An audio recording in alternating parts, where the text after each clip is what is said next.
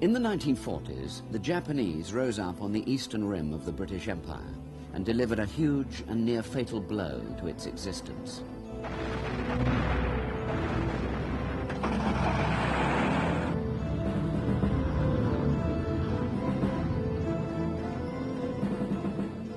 The British knew as much as anyone about the tropical rainforests of the world. Colonies had existed in these regions through 3 continents since before the 18th century. Singapore had been the creation of the British, and in particular of Sir Stamford Raffles. Sarawak in Borneo was moulded into nationhood by the White Rajas. Men like these embodied a spirit of adventure and enterprise, which did not suggest complacency.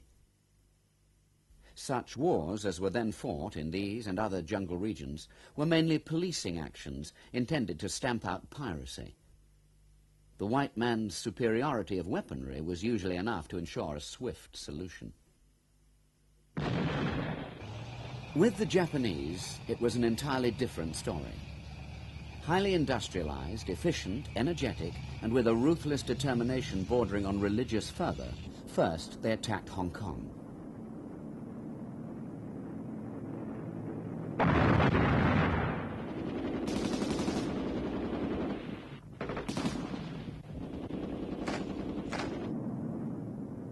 They then moved on towards the powerful base of Singapore.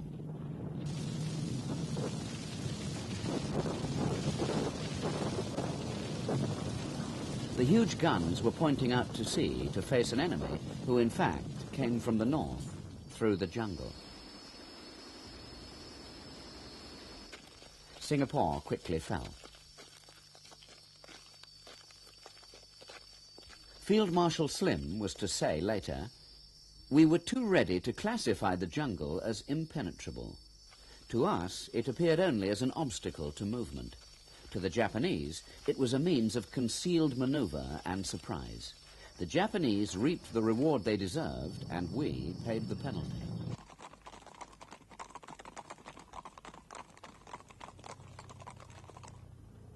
The Japanese then advanced into Burma and on the road to the Indian subcontinent. The British commanders now considered the position. The ancient and wealthy Indian Empire was defended by obsolete equipment and depleted forces. The best of both were deployed in Europe against Hitler. As the Burmese oil fields burned to prevent the Japanese grabbing the oil they needed, the British rallied resistance. In the view of Field Marshal Slim, morale was the first priority. Both he and Lord Louis Mountbatten toured units throughout the region. They improved the mail service and health care. They set about the destruction of the myth of the Japanese Superman. At the same time, a bold plan was devised: to retreat and draw the Japanese out into the plains to fight, and then to infiltrate and attack them from the rear through the jungle.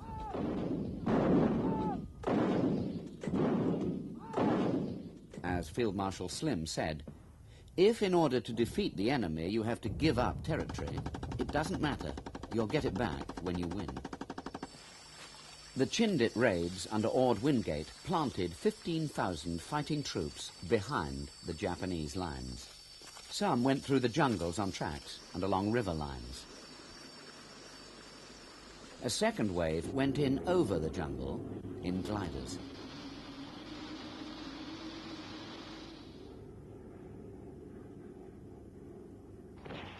Important lessons were being learned. In jungle warfare, there are no real frontiers. It's even difficult and of little value to hold territory in the conventional sense. It is the winning of the campaign which is all important. Mobility is essential. The troops must be able to travel light and fast. Transport is restricted to a few main routes, which may have to be constructed, and tanks were deployed effectively, if only in small numbers. Artillery has its limitations. In dense jungle, even when using delayed action fuses, shells can strike the trees and explode prematurely. However, all troops must be proficient in the oral adjustment of indirect fire. Air reconnaissance, air transport of troops, and aerial resupply are an essential part of any campaign in jungle territory. The British troops learned all these lessons well, and the Japanese were already in full retreat when the atomic bomb put a halt to their military aspirations.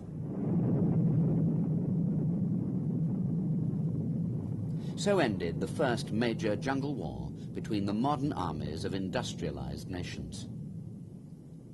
All over the world, that mushroom cloud signaled a new era, not just in warfare, but in colonial politics. It was in Malaya, newly liberated from the Japanese, that the British and emergent Malayan democracy faced a serious threat. In the meantime, only 2 years after defeating the Japanese in Burma, the British appeared to be concentrating overmuch on the possibility of a large-scale European nuclear and conventional war. However, in the former colonies, the myth of white supremacy had been damaged severely by the Japanese. The communists were swift to exploit this.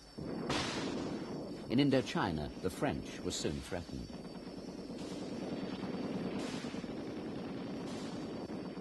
In Malaya, the soldiers who faced the communist terrorists, or CTs, in the late 40s, had to relearn many lessons.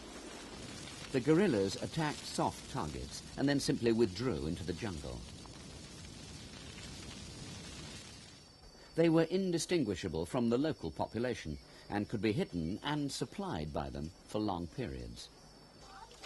The local population was dispersed and easily intimidated by the enemy. A major contributor to the eventual success of the campaign was the Briggs Plan, which concentrated on involving local troops and police as much as possible, developing a highly tuned intelligence network coupled with extensive aerial reconnaissance, and one final element, the momentous decision to resettle over 500,000 local Chinese in protected villages where they could not be intimidated nor supply the enemy. General Templar improved intelligence and information gathering still further, but in the end, victory was largely achieved by troops on the ground fighting in the jungle. The infantry learned to move in the jungle, set ambushes, live in the jungle for long periods, and generally adopt the style of the guerrilla forces that they were hunting. Deprived of supplies and hunted down in the jungle, the enemy eventually lost heart. It was during this campaign, which came to be known as the Malayan Emergency, that the concept of winning the hearts and minds of the local population was first expressed as a doctrine. An important lesson learned in Malaya, after false starts, was that the firepower of the government forces needs handling with skill.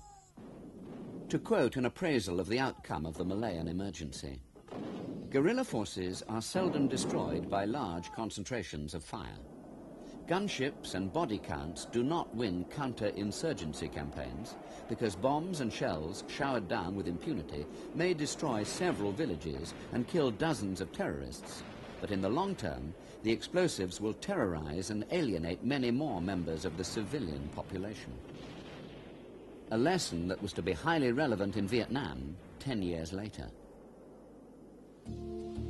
Sensitivity to local feelings was to play a crucial role in 2 more jungle confrontations that the British Army was soon to face. The first was in East Africa. The Mau Mau of Kenya emerged as a cruel eddy in the wind of change which colonial Africa was experiencing in the 1950s and early 60s. The guerrillas' activity consisted largely of attacks on outlying farms and settlements. The security forces established a curfew and set about denying food supplies to the terrorists. In the end, the real conflict was fought once more by men in the jungle. As a training manual of the period put it, the Mau Mau are fleet of foot, silent in movement, highly experienced in fieldcraft, and normally anxious to avoid action with all forms of organized military forces. Soldiers must accordingly learn to be experts at the quick snapshot of a moving target, to move quickly and silently in the jungle, to read the few telltale signs of Mau Mau activity, and to acquire a high degree of stamina and physical fitness. Much more complex was the Borneo confrontation, which started in 1963. Here the enemy threatened not from within, but from a neighbouring state, Indonesia, which hoped to spread its influence by infiltration of guerrillas and the fostering of unrest throughout Malaysia. It was undeclared war. One of the reasons why the Borneo confrontation was ended so successfully was because of the British Army's recent jungle fighting experience in Malaya. Curfews, food denial, and intelligence gathering were all put into effect without delay or trial and error. The helicopter was used to a greater extent than ever before, enabling the security forces to react quickly to threats by moving reserves to wherever danger threatened along the 1,000-mile border. Another development was that of the airborne command post, with the commanding officer exercising control during certain operations from a helicopter. This gave him not only mobility, but also enhanced radio communications. 105mm pack howitzers were sometimes used singly and moved by helicopter into remote and inaccessible positions. They then were moved on again after a few days, giving the enemy an impression of widespread firepower. The fast-flowing rivers of Borneo provided mobility, and as a result, soldiers had to train for river operations. Many of the Gurkha troops had to be taught to swim after drowning accidents in the early stages of the campaign. Company bases were set up in forward positions to give a sense of protection to outlying kampongs. This concern for winning hearts and minds was a key factor. Lieutenant General Sir Walter Walker was the chief architect of success. He wrote later, "We set out to speak their language and respect their customs and religion. We sought to give the villagers a feeling of security by day and night." Dennis Healy, Secretary of State for War at the time, said in 1967, "It will be recorded as one of the most efficient uses of military force in the history of the world." The result was complete success in this war that rarely hit the headlines and resulted in only 114 deaths for the Commonwealth forces. By contrast, Vietnam was rarely out of the headlines. The war was inconclusive, and the United States of America withdrew at a cost of 50,000 dead and a further 300,000 wounded. In the early 1960s, the battle for the hearts and minds of the population was entered, at first, with enthusiasm. An attempt was made by the South Vietnamese, with United States support, to create so-called strategic hamlets, where the local population would be safe from enemy intimidation and would also be prevented from supplying the enemy with food. These settlements, however, were not adequately protected and soon became a prime target for the Viet Cong guerrillas. The American Green Berets, or Special Forces, were there initially as advisors to train the South Vietnamese to operate as guerrillas, harassing the supply lines of the Viet Cong. The Viet Cong operated in three-man units or cells. They were highly motivated and lived a hard life, lightened only by the prospect of victory, which they were prepared to wait a long time for. The entire conflict had lasted for nearly 30 years when it ended. The guerrillas were highly skilled, using snipers and booby traps to kill, wound, and demoralize their opponents. They traveled light and fast, carrying an average of 10 pounds of food and equipment, compared with the 50 to 70 pounds per man of the United States forces, who were soon drawn into direct conflict with them. The Viet Cong successfully held off the world's most powerful nation by winning the low-level patrol contacts in the jungles and villages of Vietnam. They forced the United States to use increased firepower in an attempt to bring the Viet Cong to the negotiating table.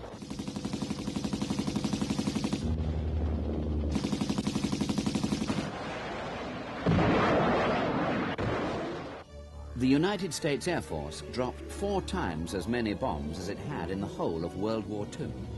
It didn't work, but the battle for the support of the local population was being lost as they suffered more and more because of the conflict.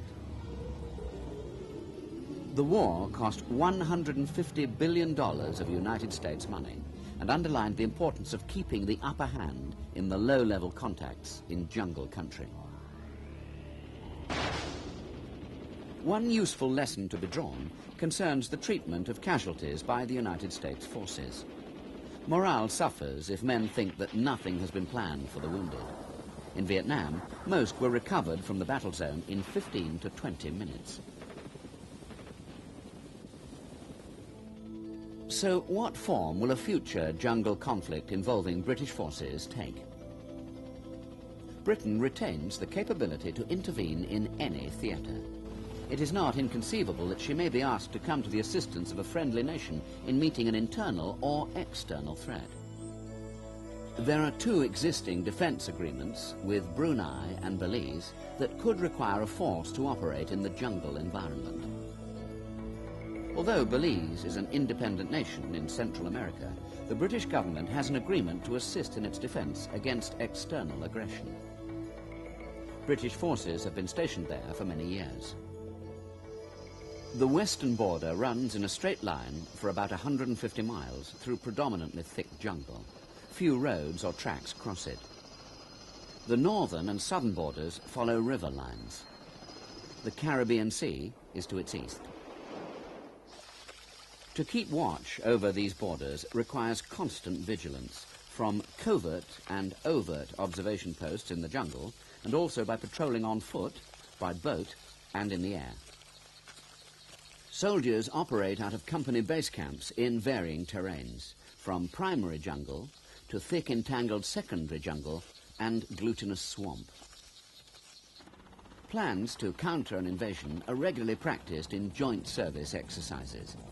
Jungle skills, which have been developed by British forces in many campaigns, are being used in the jungle of Belize today. The defence agreement with Brunei allows troops to train and exercise in Southeast Asian jungle while undertaking to provide assistance against external aggression. This agreement differs in detail, but not in essentials, from its Central American equivalent. Wherever a problem might arise, the winning of hearts and minds of the local population will clearly be a most important objective.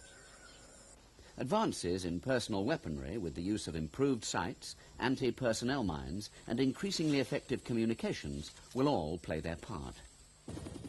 Helicopters will prove invaluable, as they have in all recent jungle conflicts, and there will be a continuing need to train for all such operations. Armoured vehicles can be used to patrol lines of communication, although they are vulnerable to mines and ambush. They can be used in the indirect as well as the direct fire role. However, it will always be the men on the ground, fighting and operating in the same way as their enemy, who will win the day. Like their enemy, they will have to be totally acclimatized to tropical humidity, a process which can take fully 2 weeks. Like their enemy, they will not be as interested in merely seizing and holding ground as in destroying the opposing force. Like their enemy, they will be experienced and highly trained. Which leaves us with a question. How does a nation living in a northern temperate region train its forces for operations in the tropical jungles of the world?